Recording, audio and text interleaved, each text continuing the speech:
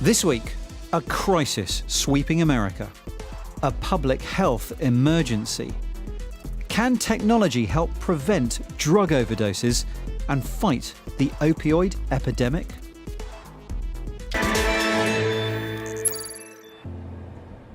The theory that people open up more to technology is being tested on the outskirts of Nashville, where a new form of therapy is being developed to make it more effective and accessible. Alright, tighten it up. Noah Robinson is using virtual reality to better connect with his patients. Get up here. Alright, can you hear me? By meeting in a virtual world as digital avatars, Noah's found his patients are more receptive. Yeah, what are the feelings? The feelings are a little bit of anger, I guess. There's some sadness. I just feel crazy. Whit's abusive relationship with drugs started at a young age, progressively getting worse, up to using opioids. One of the features of VR helping him make sense of his problems is the ability to draw them out virtually so he can better visualize and remember them. Like, what do you think is the most likely explanation here?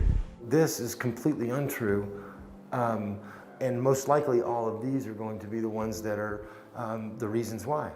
Always amazed when I get here and step back and look at it all, how ludicrous it sounds in my head, and just to see it laid out it just all makes sense.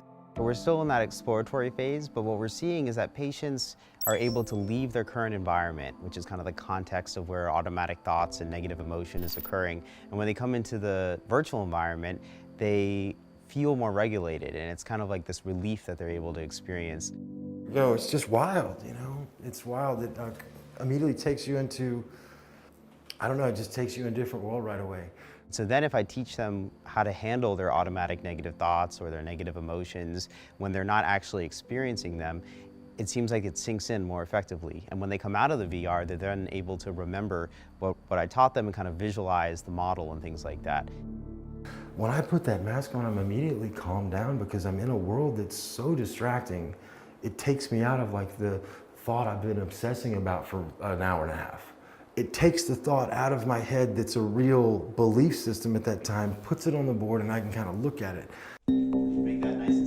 This is just the beginning of trials. So far, it's a single effort, and Noah is yet to scientifically determine the effectiveness of his methods.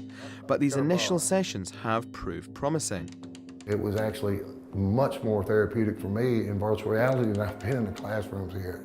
Eventually, Noah would like to roll this out so people in recovery could receive virtual therapy remotely. People who are going into VR on a daily basis, they're not becoming desensitized to it. It's not just novelty. They're forming real social connections and supportive relationships. And if we can take that and translate it to the world of substance use disorders and addiction, I think we could possibly make a dent in the opioid crisis. The men here are only visitors. After a month of rehab, they're released back into the world. Having something like this that they could access from home could possibly help them stay sober.